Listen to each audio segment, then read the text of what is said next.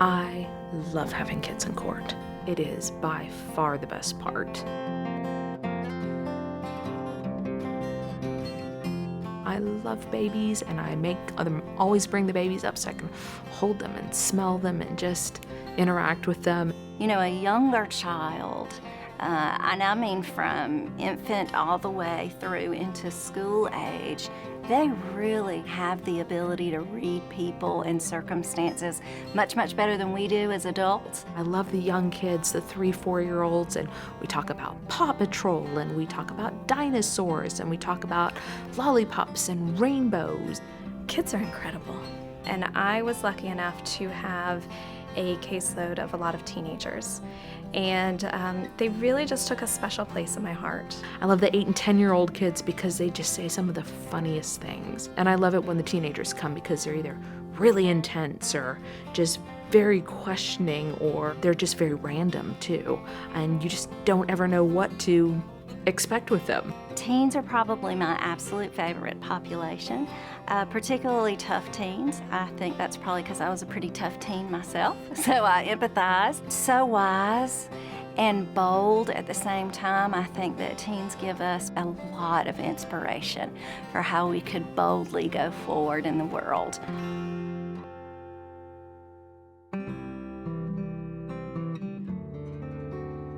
We have an obligation and an opportunity, really, to treat each of these children not as a problem, not as an issue, not as something to be calmed down, but as an individual who is equally made with every other individual, who has the right to be treated with the highest dignity. I don't know that there are any tricks other than approaching children the way that you might want to be approached, or that you might want your children to be approached. And talking with them in a respectful way, in an empathetic way. Children's attorneys have gotten good, especially about if one of the kids wants to come back and talk to me in chambers. And those kids who want to come and talk to me, they have something very specific that they want to say. I want to live with my mom. I want to go stay with my aunt. I do not want to go back home to my parents. They are very, very specific. For kids in foster care, they have extremely little power or control in their lives. When we make sure that they have a seat at the table, when we make sure that their voice is heard, that empowers them. It helps them to feel heard, and then being heard can help make sure that they are buying into the sort of positive movement forward. Kids are strong and they're resilient, and kids will tell you the truth. And you have to listen to children, and you have to listen to young adults, and you have to listen to middle schoolers. And you can't just say, oh, they have, they're going through puberty. You have to listen to them and listen to what's happening, because oftentimes it's not in what they say, it's what they're not saying as well. Sometimes our kids don't know how to ask for what they need, but they definitely show us. And I think, I'm trying not to get emotional, that if we can identify that and then plug ourselves in, that we can save so many kids if we plug in where we're needed.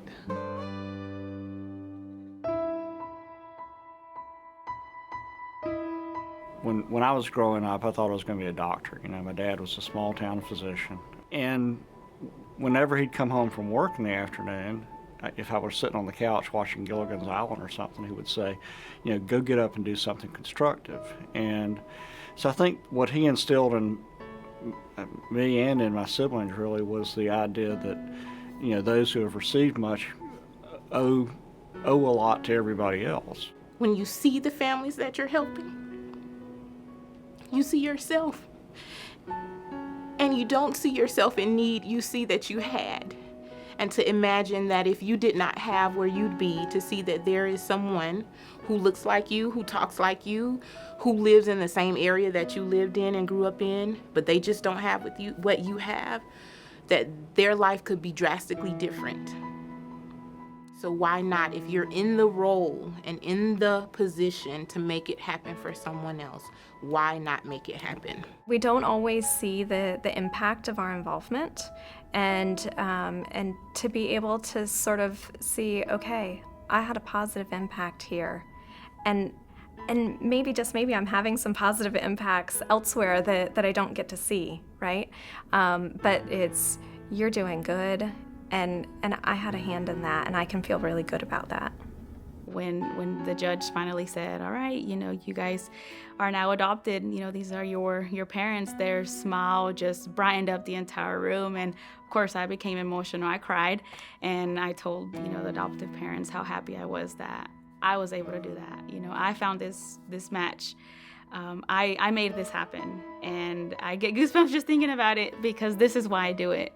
What I'm proud of is that I get to change lives, and not everybody gets to say that. Not everybody gets to say that they're a first responder or a rescuer or a mender or advocate all rolled up into one. No one can really go and boastfully claim that. So I can say that, hey, I'm sort of like a superhero but don't have a cape yet, because I can do a whole lot of things in one single bound.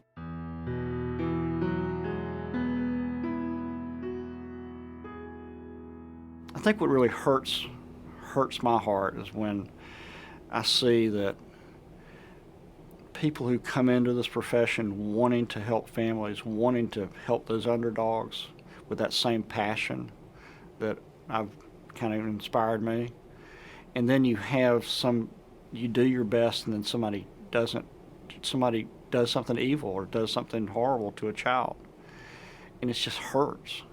What I think about is all the good I do.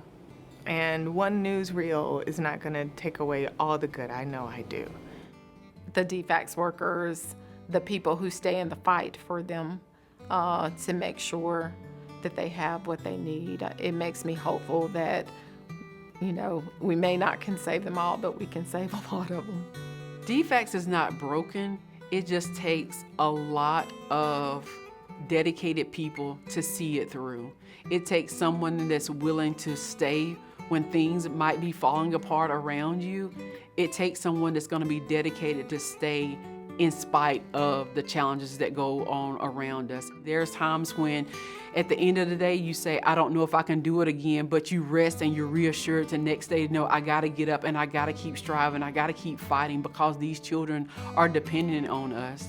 Sometimes I get home and I'm very stressed, and I complain. And then he's like, well, do you want to look for another job? And I was like, no, because I'm making a difference. I know that I am. And even though sometimes parents don't understand why we do certain things, I know that I'm making a difference to those children. And one day they're gonna look back and thank me.